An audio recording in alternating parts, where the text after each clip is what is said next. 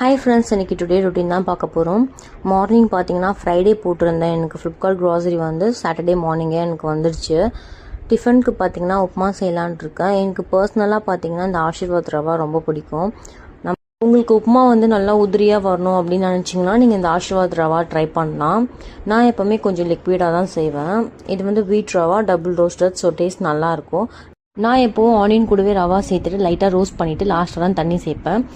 Tiffin முடிச்சுட்டு சுகனுக்கு hair cut பண்ணலான்னு சொல்லிட்டு சலூனுக்கு கூட்டிகிட்டு போயிருந்தோம். சமத்தான் ஹேர் கட் பண்ணிக்கிட்டாரு. ஈவினிங் பார்த்தீங்கன்னா எங்கள் வீட்டுக்கு பேக் சைடில் இருக்க ஒரு ஏரியாவில் போய் ஜாலியாக விளையாடிட்டு அங்கேருந்து வீட்டுக்கு வரும்போதே நைட் டின்னருக்காக புட்டு, இடியாப்பம், வாழைப்பழம் இதெல்லாம் வாங்கிட்டு அங்கேருந்து கிளம்பிட்டோம். வீட்டில் பார்த்தீங்கன்னா ஆல்ரெடி மதியம் பண்ணியிருந்த சென்னா குனி தொக்கு சாப்பாடு இருக்குது. ஸோ அது என் ஹஸ்பண்ட் சாப்பிட்டுப்பாங்க. சுகனுக்காக இடியாப்பமும் கொண்டக்கடலை குருமா வாங்கியிருந்தேன். எனக்காக புட்டு வாங்கியிருந்தேன். ஸோ புட்டு டேஸ்ட் செம்மையாக இருந்தது. ஓகே ஃப்ரெண்ட்ஸ், இந்த டே எங்களுக்கு இப்படி தான் போச்சு. தேங்க்யூ ஃபார் வாட்சிங். பாய்.